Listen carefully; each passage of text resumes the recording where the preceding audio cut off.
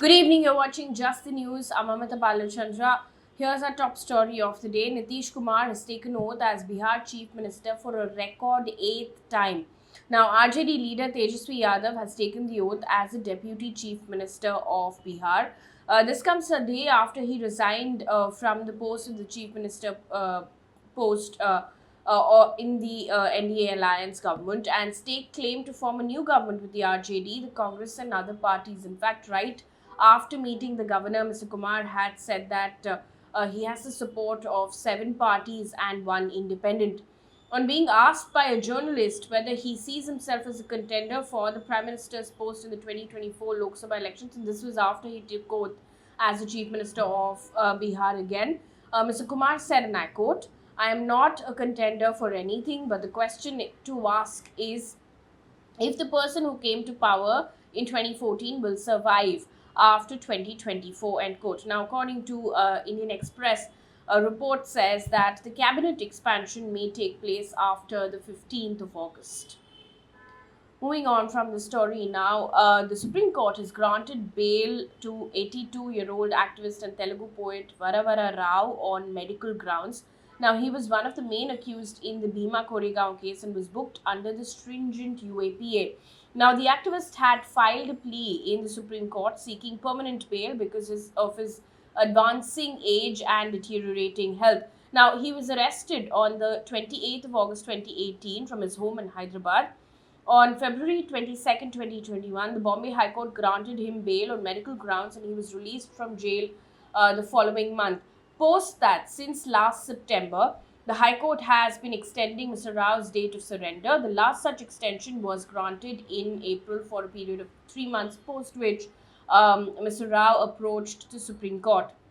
Now, on Wednesday, a bench of Justices UU Lalit, Aniruddha Bose, and Sudhanshu Dhulia observed that Mr. Rao's health had not improved to an extent that bail granted to him can be withdrawn. Also in the news, the Union Aviation Ministry has said that limits imposed on domestic airfares will be removed from the 31st of August. This comes after a span of approximately 27 months. Now, Aviation Minister Jyotiraditya Scindia has said, and I quote, the decision to remove airfare caps has been taken after careful analysis of daily demand and prices of air turbine fuel. Stabilization has set in, and we are certain that the sector is poised for growth in domestic traffic in the near future. End quote. Now, this comes after the air turbine fuel prices have been coming down during the last few weeks. The government, in a rare move, had regulated earlier fares by imposing a minimum and maximum ban based on the flight's duration as well. Now, according to reports, several reports say that perhaps the airfares could go down because airlines could offer discount. One, of course, hopes that happens. Moving on from the story right now, the Supreme Court has clubbed and transferred all FIRs lodged in several states against suspended BJP spokesperson Nupur Sharma to the Delhi police. Now, Mr. Sharma has had earlier landed in a major controversy over her remarks on Prophet Muhammad during a debate on a news channel. Now, the court also extended the interim protection that it had granted to Ms. Sharma on July 19th till the completion of the investigation. Her comments resulted in several protests across the country. In fact, Gulf countries also condemned her remarks. Moving on now, Justice Uday Umesh Lalit has been appointed as the 49th Chief Justice of India.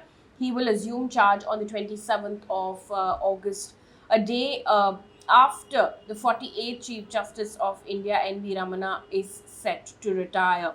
Now, Justice Lalit will have a brief tenure of less than 3 months because he is set to retire on the 8th of November as he will turn 65.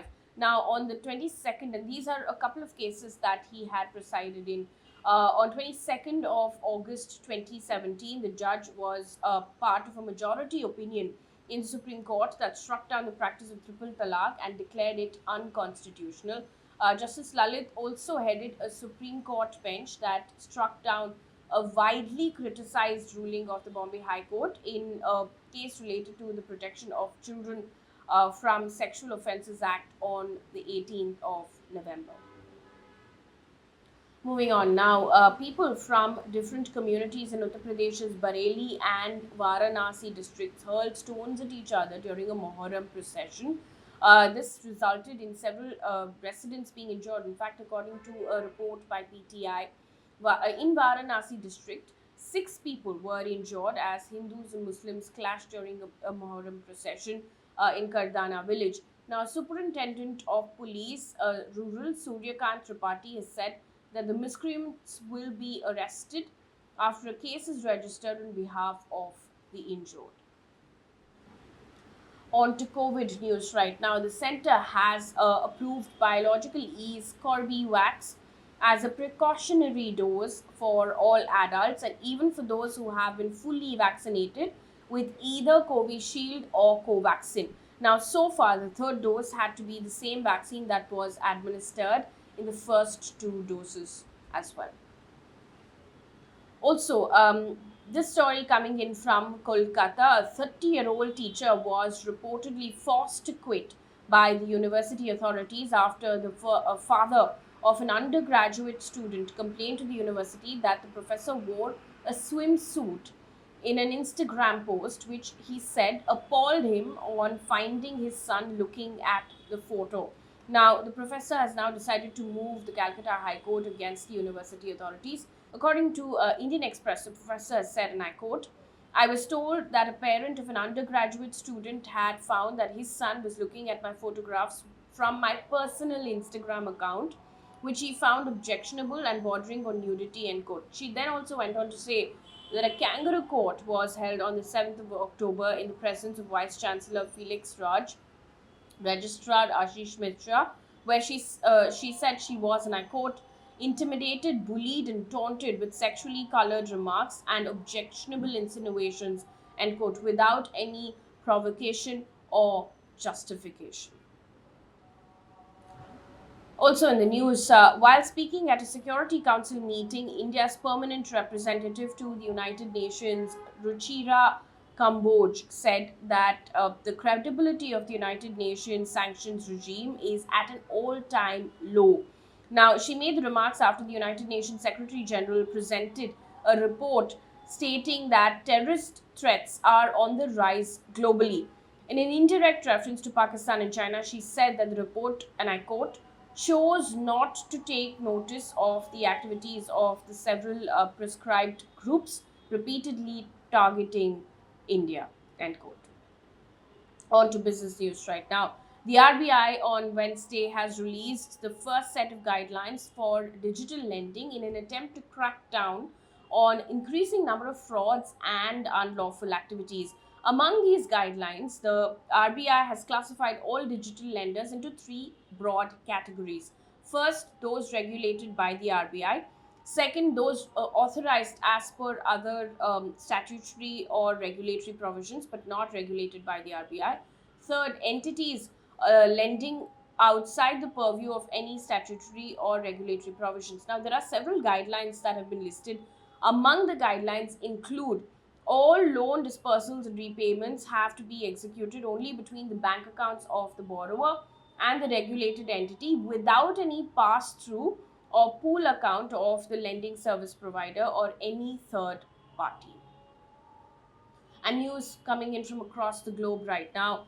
Beijing has announced an end to its military drills surrounding Taiwan, but said further training and war preparation would continue. Now, the tensions had escalated after US Speaker Nancy Pelosi visited Taiwan and extended United States support, which China heavily condemned. China committed in a major policy paper to use force against Taiwan if it would not take control by what China says peaceful means. And our good news for the day, and this comes in from Kerala. A 42-year-old Kerala woman and her 24-year-old son have cleared government exams and are set to join government services together. Now, 42-year-old Bindu cleared the last grade servants exam with a rank of 92, while her 24-year-old son cleared the lower divisional clerk exam with a rank of 38. Now, speaking to PTI, She said what began as a step to encourage her son to read led her, in fact, to join a coaching center where she later enrolled her son also after his graduation. That brings us to the end of this bulletin. Thank you so much for watching.